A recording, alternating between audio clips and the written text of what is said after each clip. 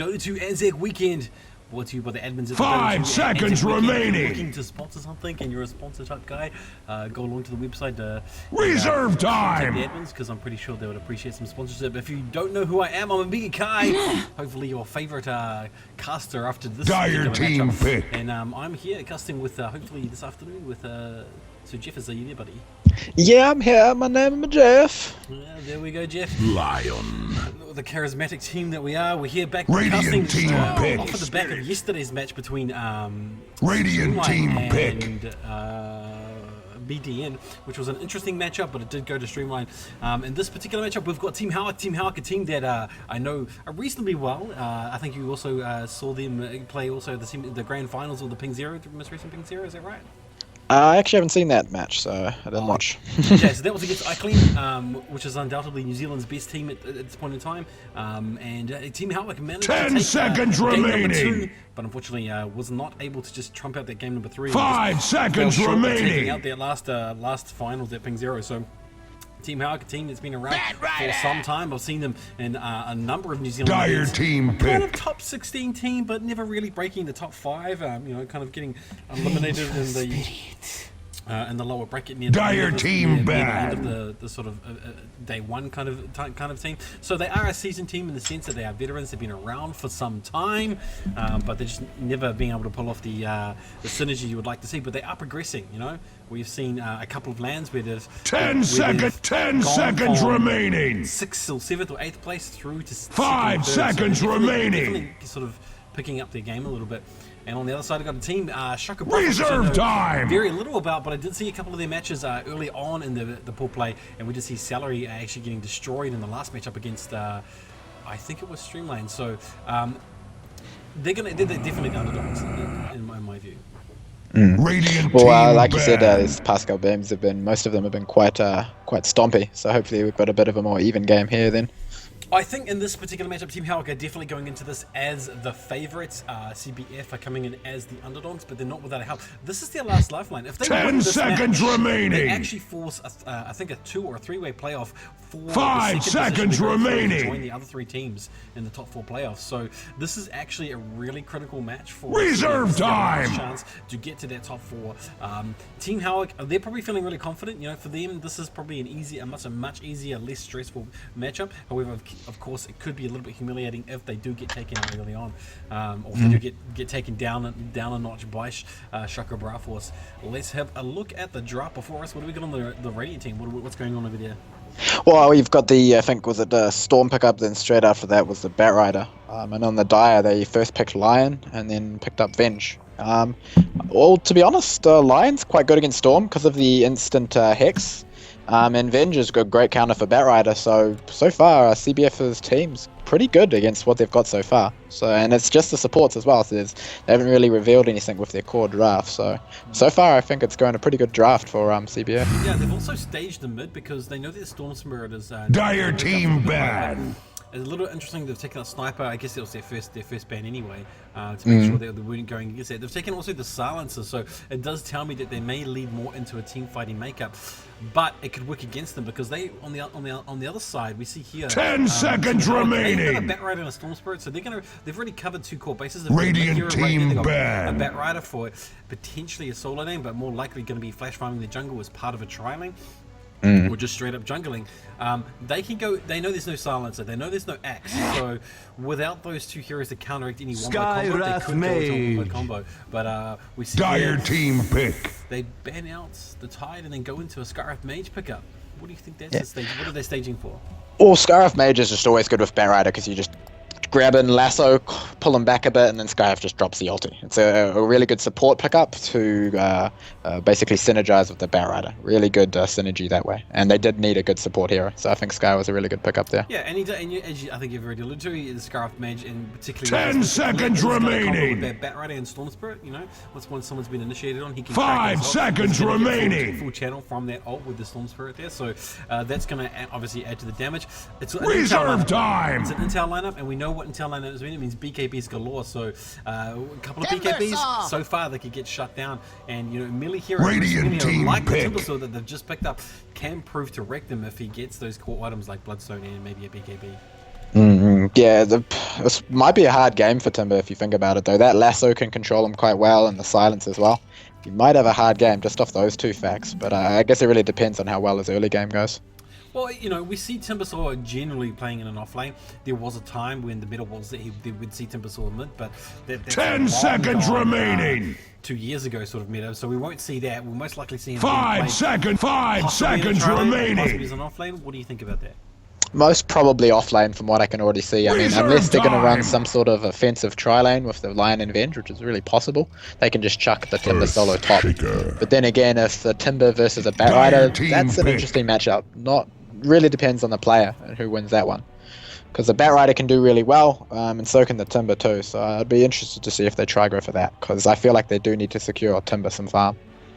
I'm just going to cover off a couple more bans that we didn't cover off. We had Morana being banned out, so there's going to be no surprise games. But we see that the unusual nature here is that I don't think they would have gone for a Morana pickup, given they already had the Batrider and the Storm. 10 seconds remaining. Now we see a Morana ban. It seems a little bit off 5 seconds remaining. To play, and she's not in the favour in terms of what teams are currently running in the meta.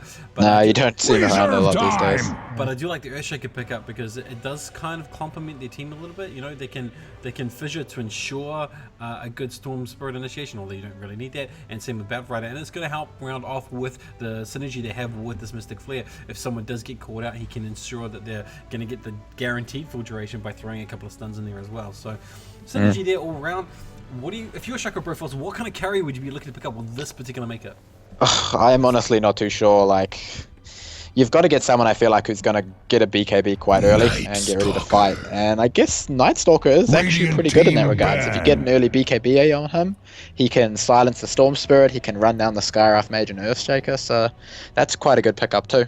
But I feel like in order for CBF to do really well this game, the Venge really needs to pull off the good swaps in order to save whoever 10 seconds remaining. Yeah, you are definitely right there. The initiation or the counter initiation. 5 seconds remaining. In terms of how they look to execute any team fights, because they're definitely going into the Reserve game, time. from what I can tell. On the lesser foot, I know they've got a Lion, they've got some stuns, they've got some good control. They do have some slightly tanky heroes with the Night Stalker and Timbersaw, but they don't have their early game burst damage. Whereas on the side of the Radiant Team Howick, I believe that my take on this is that they have just a little bit more burst damage with both the potential with Batrider to flash farm and Skywrath Mage, as well as of course Storm Spirit. So an early game gank is probably going to go the way of Team Howick. Dire team They bad. have the tanky hero, so they're going to probably play a little bit more conservatively and go for a mid game. Would you think that would be a fair call, or? Yeah, most probably, though I feel like once Lion and Timber get level 6, their burst is quite strong as well. With the finger and the pure damage coming out from the Chakram, that can be quite well as well. 10 seconds But remaining. I don't know, it's a bit hard to say who's going to win mid-game just off the lineup so far. Both have really 5 strong seconds mid-game. remaining. I feel like it's going to be who the carries that will probably dictate it. Radiant They pick team like an pick. AM, then CBF are going to hold back a bit more, and Night Stalker's just going to try get some farm or create space for him, because AM's a pretty decent lineup here if you think about it. I mean, they've got no real hard physical damage or magic. He's really good against Storm Spirit. Mystic Flare's not going to do much damage against him as well. So yeah, AM might be a pickup here, but if they do that, they're going to, I guess, aim the Night Stalker to give him space. 10 seconds remaining. Yeah, see, look, I'm looking at your line. I agree with your analysis. I do think anti-mage will 5 seconds remaining. though, but for some reason, it's screaming out to me as Ember. I don't know why that is. I think Ember Reserve is time. more in flavor with teams at the moment, so potentially we could see that there. I was actually expecting them to pick up Jug, but they banned it out with their last ban. Oh yeah, I actually didn't even see that. Yeah, denying it for potentially from Team Howick. 10 seconds remaining. So now we're seeing both teams looking to pick up a carry. PL being picked up by Team Oh. Howick. Dire And they team actually won pick. that game number 2 against iClean for the Ping 047 finals with a PL. Really aggressive early game farm, and shockingly at 18 minutes had Diffusal, had Ultimate Orb, had boots and whatnot, and was just driving home, and that just caused a lot of problems for iClean, who were well on the lead at that point, but they'd sort of left the Phantom Lines to the farm, and that's how they came back. So this is a very similar makeup to that. 10 seconds remaining. Skywrath Mage, they had I think Bane in their makeup, but it was very similar. 5 seconds remaining. Batrider, but there was definitely a Storm Spirit in their shaker, so they're going with more of a lineup they know how to play. Reserve I don't know time. much about Chakra Brothos, so I'm not sure what their current playstyle is, but look, they're going to be looking to something to counter us. There's an Earthshaker and a Phantom Lancer on the same team, and so what do you naturally pick to go up against the Phantom Lancer? I don't know if there's anything that kind of counters them in terms of a carry. No, you definitely need some sort of AoE damage. Luna's alright. AM, I guess, isn't too bad as well. I feel like this might actually put CBF off guard a bit, because if they don't shut down that Phantom Lancer, they right now don't have any heroes to really deal with him, besides for maybe the Timber Sword chucking in with some AoE damage. But yeah, I'm not too sure. You'll probably see them go right down to their last seconds in order for a pick, because they're probably scrambling to think, oh, what can we use to deal with this Phantom Lancer? I don't think they were expecting the Phantom Lancer. You know, you're right. I think 5 seconds remaining. Phantom Lancer, there you go. They heard you. They heard you through the mic. They pick up the anti-mage and they've gone into that. So here we go. Best of one match between Team Shaka Bravos and Team Howick. Just going to go into a transition, and we'll be back with you very shortly.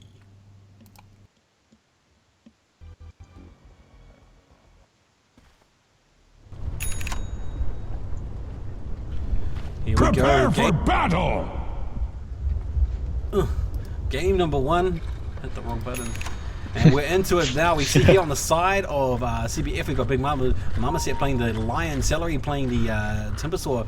We've got Dom Pinger. I can't read that. But we've got Dom playing the Anti-Mage, Mortal playing the Vengeful Spirit, and Skywalker playing the Ennis. What do we got to side on the Radiant? Well, it actually looks like they've just smoked up and gone ready for a gank up in the top lane. But we've got Arg on the Storm Spirit, Heart on the Scaraf Mage, Tiro on the Earthshaker. Got Sinjo, I don't know how to pronounce that, Senoj on the Batrider. We got Justin on the Phantom Lancer. 30 seconds. But I mean, this is actually looking really close. They're going to spot someone out here. Smoke pops anyway, and they're just going to back out. They're safe, I think.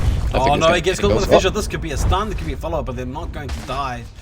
This is I didn't want to interrupt you, but this is something that we saw Team Howick do quite aggressively within the Ping Zero series. They smoke up every single time, and I think 3 times in a row they caught Eichling off guard just by doing exactly what they did, being aggressive as far into a jungle, ward it out if you need to, and guarantee that first rune, because there is of course 5 of you. So they did kind of the same MO, and it's worked out for them in this particular matchup. They at least picked up the top rune, bottom rune as well. Did they pick up bottom? No, Timbersaw actually got that. Actually gave him a bit of space to. Well, as soon as he saw that, he felt safe, so he went and placed a ward and blocked out the neutral camp as well. So that's a pretty good start for the Timbersaw, and it's going to be a hard lane if you think about it. Earthshaker, Scaraf Mage, and the PL. You might have a difficult time there, but it's definitely the start that's good for him.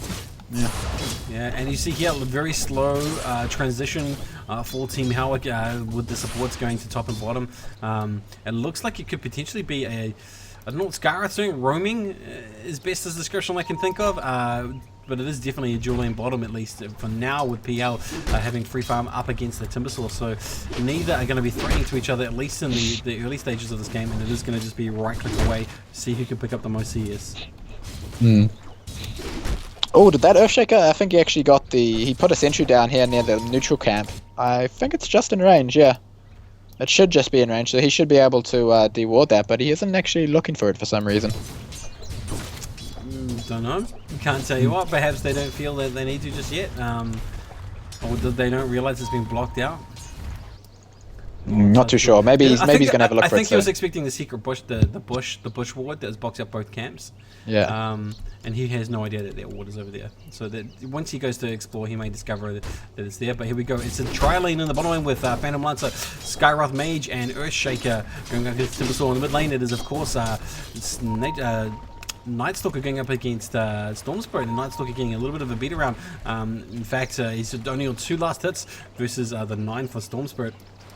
And top lane is Anti-Mage with Vengeful Spirit and Lion, which is a really solid tri-lane, going up against a poor sort of Batrider, who's just going to get absolutely ranged out. So we're not going to see a lot of farm from this Batrider, and I wouldn't be surprised if this camps get stacked and he just goes straight to the jungle to flash farm. Yeah, most probably. If I wouldn't be surprised if I see some supports just rotate into jungle and just do some stacking and pulling. Because I mean, if you look at it, like the Timbersaw, look how far the Timbersaw is back. He can't go to the lane because he's just too scared to die. So they should really get some stacks for him because that Batrider's going to have a hard time at the top lane. Yeah, so you can get that early blink.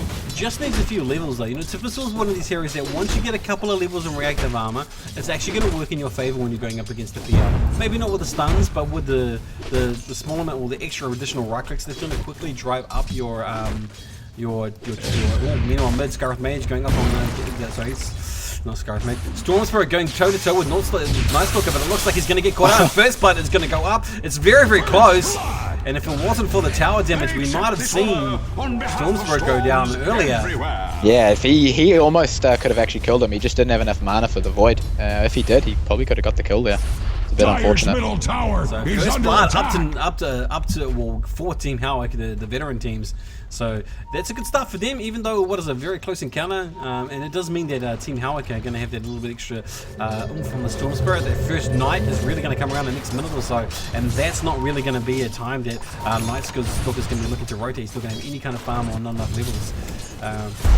Meanwhile, top, look out, Batrider, man, he's being very, very, very ballsy. I think it's a little bit yellow. Poor Lion just put down a ward, and it's like just out of range of the Observer ward. It's just a bit further up. So thanks to that ward being there, the Batrider's going to have a little bit of an easier time than this Timber as well. You can already see it as well. He's already got almost a whole level above the Timbersaw as well. And the Timbersaw got the first bounty rune too. But you can already see Skyriff in the jungle already starting to stack the jungle for this Batrider. But I think it is a bit strange. That sentry ward that he put on the magic bush, I think that actually still blocks that camp. Even if it isn't an Observer. I'm actually not too sure, but I think it does. So Earthshaker put in the sentry there. Felt like he just blocked out his own camp there, so that stack did stack because of it. Potentially, we'll see on the next minute marker whether or not that is the case. Look out, Batrider could be in for some trouble here. He's used Firefly to try and at least steal some of this farm from the side camp, which has actually worked out. He's at level 4, he's got those tranquil boots, and he's got 500 gold in the bank, so he can go look towards at least stockpiling from early blink if he wants to rush it, which I think is going to be the call for Senjoy. He is going to look to get that early. Storm's already dived on the Night Stalker. The Earthshaker stun actually missed, but I think it doesn't matter. I think he's still probably going to drop because the Storm is level 6, or he's going to get away. Nighttime says even without boots he's going to be able to get away. He looks to actually going to get a kill. He's going to toe to toe. It's very, very close. Oh no. That was a bit of a mistake there, I think. That Night Stalker was having a hard time, but feeding off that solo kill to him has definitely helped him out a lot. He's just going to go back to base and...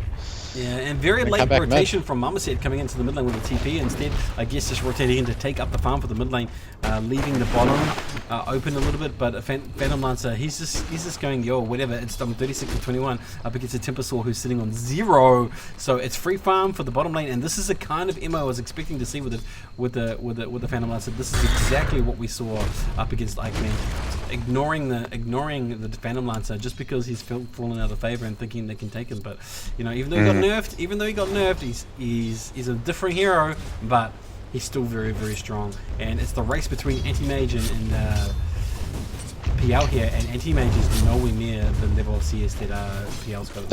I think the CBF are doing actually quite a bad job in terms of supporting this AM. That Venge has stayed in lane the entire time, and he sapped all of the XP. So Venge is level 4, AM's level 4. And if you ever look down at bottom lane, Phantom Lancer is almost level 5, you know. It's because the supports weren't standing in lane with them. Yeah. Well, yeah, basically 6 now, yeah. Yeah, but you know, that's it. Obviously, at the cost of the support, Scarf Mage is sitting at 2, so he's going to be easy pickings if they want to go into him. Same as the Earthshaker. Oh, they're actually jumping on the Batrider here, and he's actually going to drop, I think. Yeah, he's gone. And it's a kill over for the Vengeful Spirit. Yeah. Recap! Have a look at the recap. Oh man, look at that. They did use both the Spike as well as the Hex. Mana Drain right at the end there just is getting stunned up by the Vengeful Spirit. So used everything to secure the kill, and that's what they need, because that's going to give them that shared XP where they can come back from this a little bit if they can do that. But it's the CS that I'm going to focus on, because I do feel as though PL, he's got it under control. He's got it in the bag at this stage.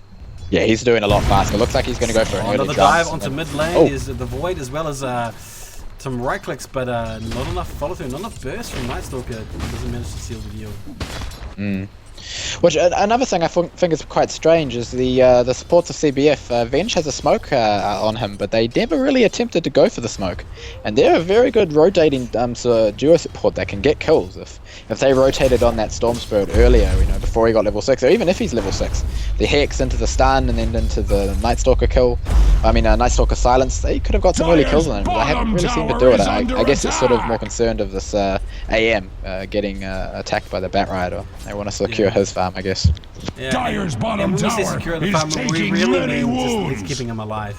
Yeah. AM is just like PL, it's a clock. Dyer's bottom tower in terms of is how your face team is down in the progressed. dirt. But Team Howick, they're taking commanding lead as their PL takes the bottom lane unopposed. Their tower went down, and easy pickings for them. That's a nice gold advantage swing for them that they're going to have, and they've already got the 2 top CS farmers already. So not looking good, at least for CBS early game. But it's gonna, the mid game team fights, it could go the other way. Yeah. Well, that's I think where the CBF are going to have to try excel. But the problem is they've got an anti-mage where I feel like this PR, once he gets the Fusel Blade, can come online a lot earlier than anti-mage. He really needs to get like a Battle Fury and then a Manta before he can start fighting. But we probably won't see that until like maybe the 25-30 minute mark. Meanwhile, in the middle of initiation, goes down onto Marmoset, who looks to try and hex up, but he does actually gets stunned out. He does kill out. Does kill out the Storm Spirit and walks on out, and in fact this could go badly because it looks like a Heart, he could be in for some trouble. He's only level 4, he's going up against a level 6 Vengeful. If she can just find him for a couple of right clicks, this could be a kill as well. Heart tries to dodge and get around the tree line. He's Jukes. Yeah, he does manage to duke it out and he walks on out. Good save. Just surprised that we didn't see Usha could just run on in there and try and get some visual for him, but he was concentrating on just getting that farm in the lane. Yeah.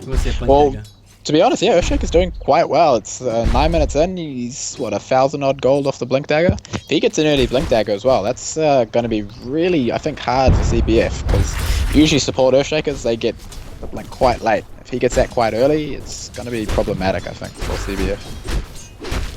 Yeah, and again, no one coming down to challenge the dominance of the Phantom Lancer in the bottom lane. He's just pushing this up further and further and further towards the tier 2 tower, and he's happy to do so. He says, like, I don't need any kind of help. You guys don't need to babysit me. They're not even challenging me. Just focus on shutting down that top lane, and we've got this in the bag. 75 to 24 last hits for Phantom Lancer versus 39 to 12 on the anti-mage. So that's almost double the CS, getting close to double the CS. Yeah, well, I mean, initiation, it looks like anti-mage goes down, in comes a Fission as well.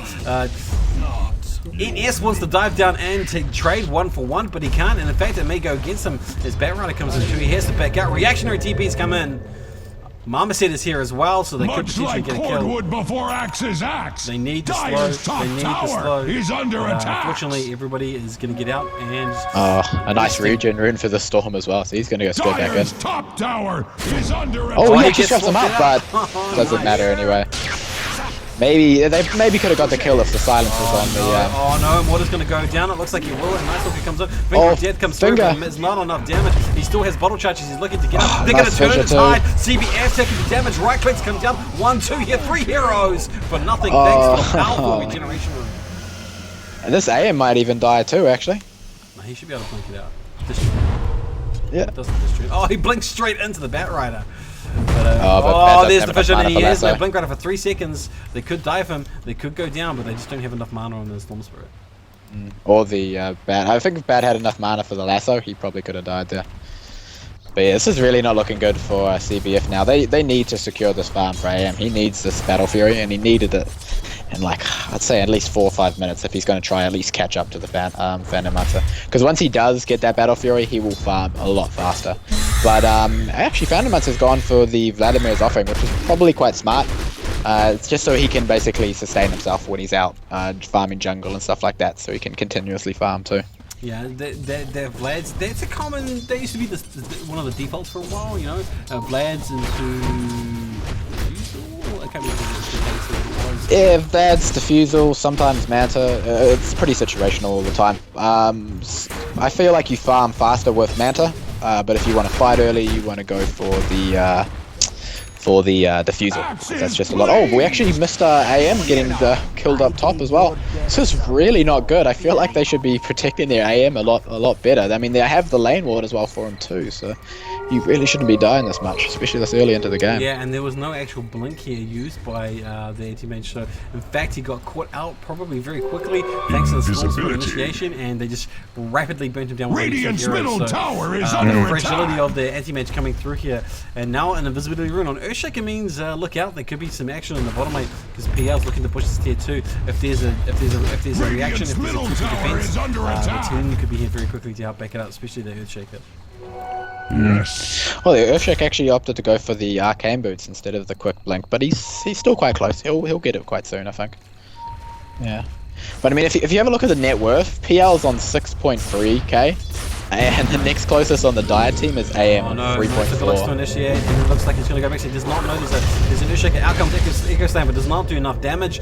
In comes the blink as well. Batrider's here. He lashes up. No. This is going to be NS down. They trade it off 1-for-1, or almost 1-for-1, but it looks like it will be here. That's a sick carry for support. Will he get away? He does get away. And they pick off the Nice Hooker.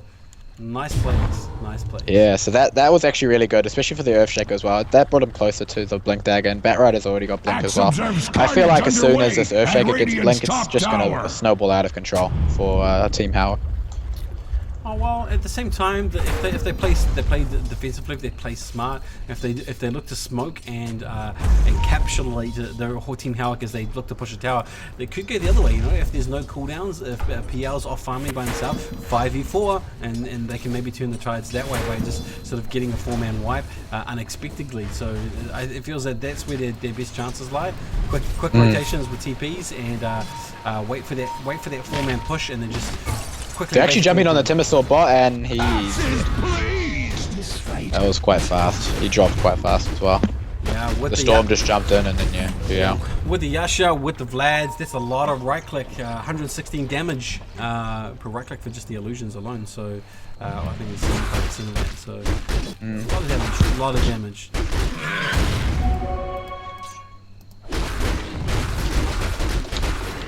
Meanwhile, the position for the Dire team in the top lane, they're looking to at least hover around and maybe get a tower of their own if they can.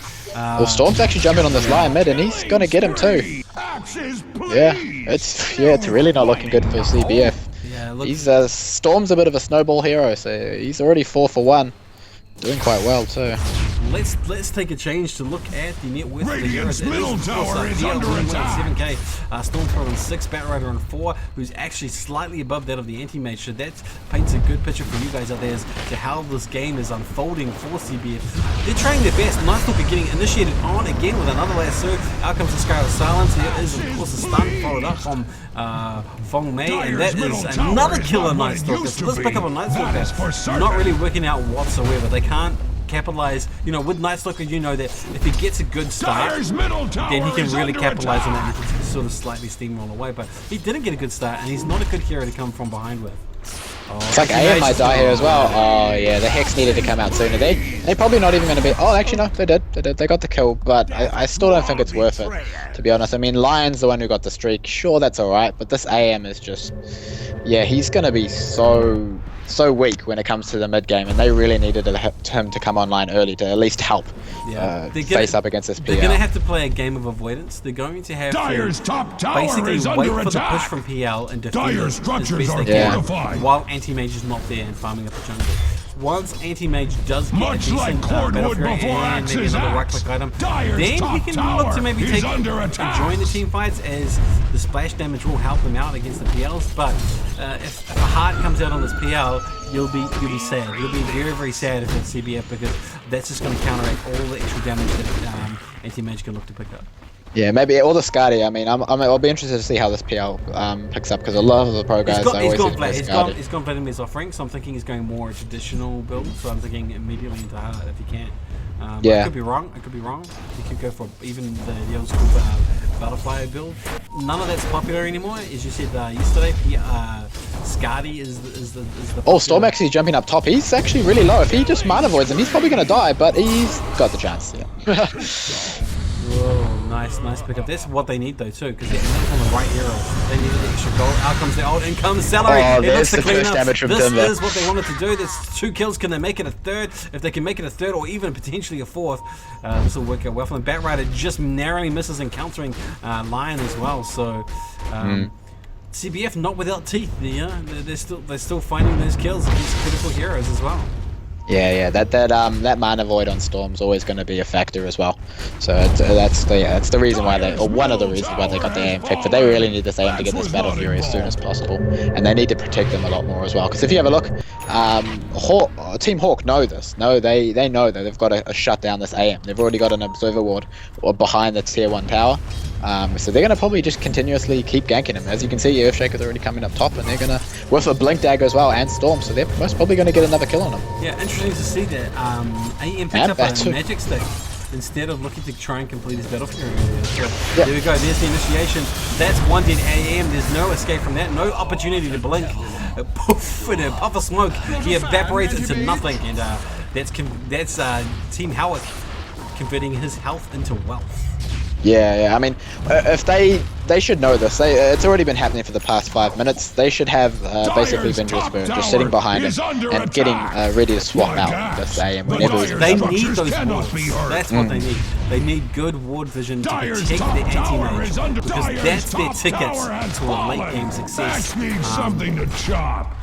Given Timbersaw has not even completed his Bloodstone, he's not even going to get it in the 20-minute mark. He hasn't got enough farm to do so, so they can't count on Timbersaw to at least hold off the assault when they go to Much like cordwood before axe is That's not going to happen. Dire structures. Actually, found him at the end for finishing the Manta as well. I think once he's got Manta, he's going to go into the Diffuser Blade as well. He's already got the Robe of Magic.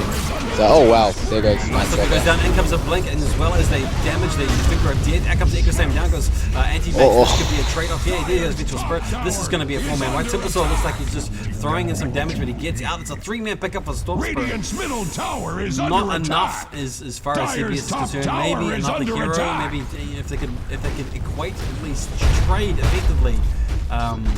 Radiant's Then middle they'll have a tower chance, is but under losing the attack. anti-mage and Dire's the Night top Stalker tower. Dire's and top the tower Vengeful has Force, just the Storm Spirit, it's not a good trade-off. They really need Radiant's and look at middle this. tower is under attack. We see that, really Phantom Knights didn't really pay much in that battle at all either. So when all 5 come together in synchronization, you're going to see Team Howick just absolutely destroy in the next team fight. And you can see here the army from the Illusion army starting to build from Phantom Knights, so he's going to push this aggressively. I feel as though this will be a tier 2 fight while they look to surround the tier 1, tier 3 at the top lane. All Bat Rider comes in, Syndra picks up the Lion, out comes the stun, in comes the Mystic Flare.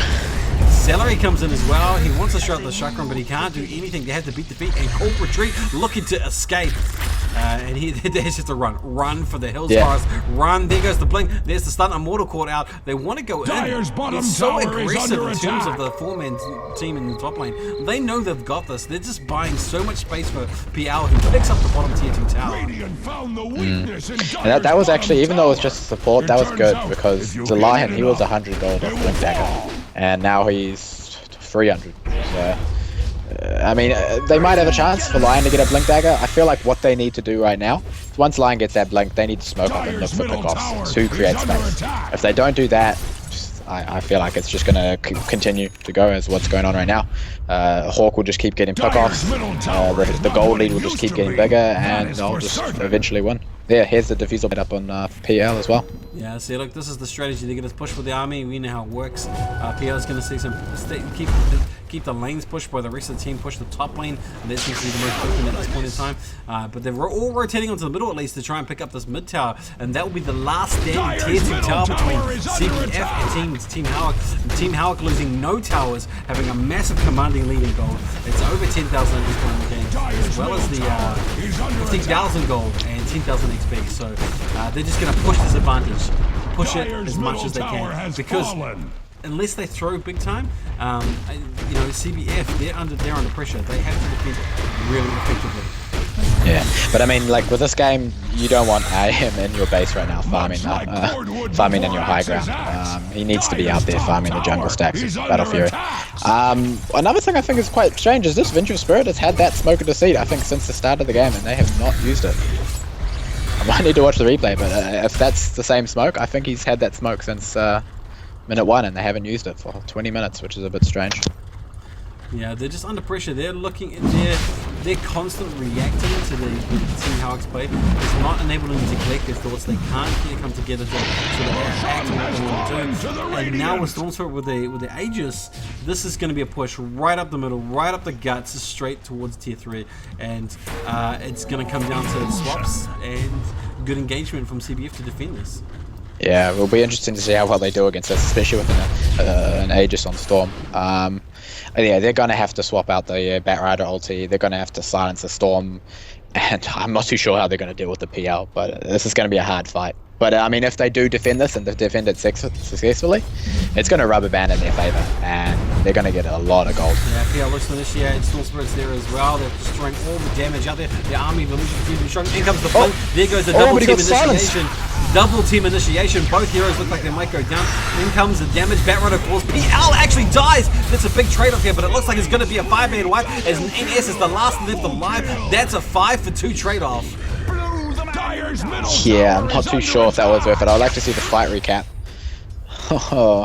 I mean, it did end up everyone on CBF getting a lot of gold, but if you have a look at the Earthshaker and Storm, they actually came out on top of that one. The gold change actually came out in CBF's favor, even though it was a 5-man team wipe, just because of that rubber band effect.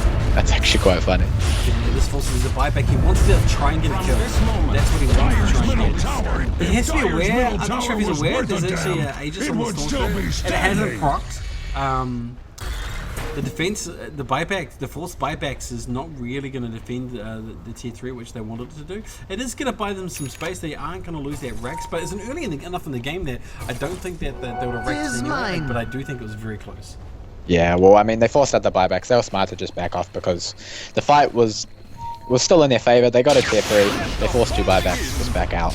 And I mean, that's a buyback on an AM as well, which is their only way back into this game. But I mean, if you have a look at the net worth again as well, all 5 heroes on the Dire are in the bottom.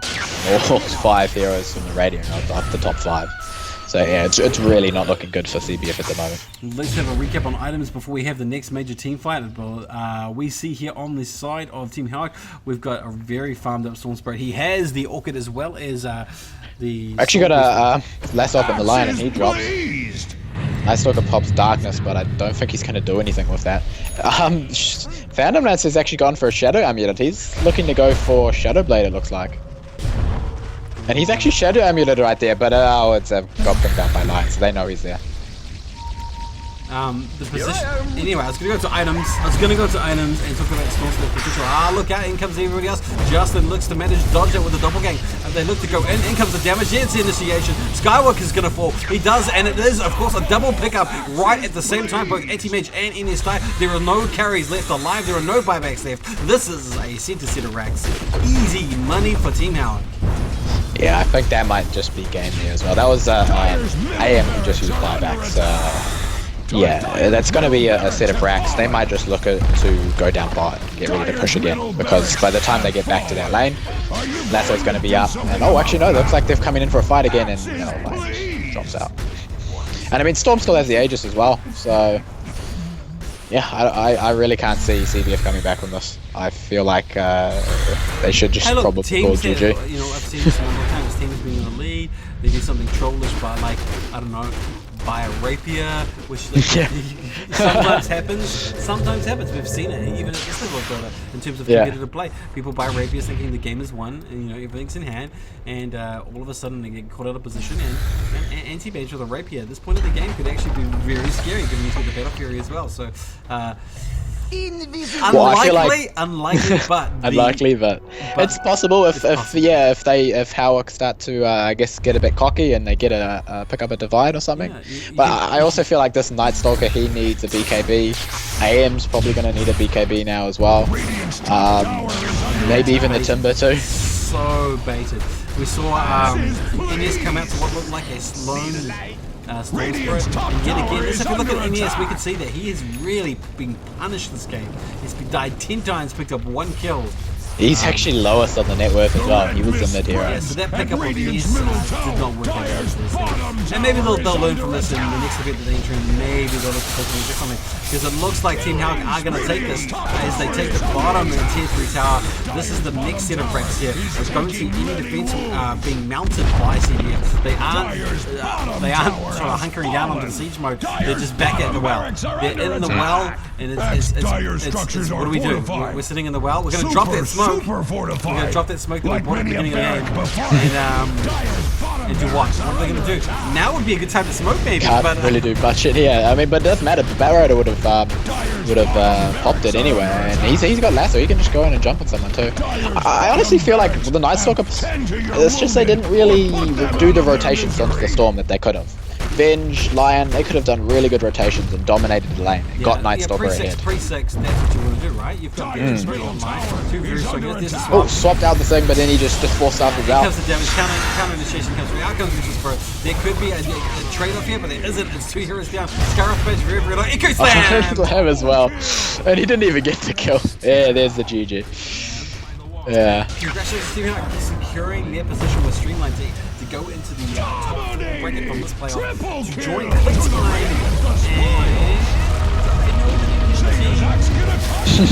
somewhere QuickTime and somebody else in the top 4, and that's going to happen this weekend. There's no matches tomorrow, being Friday.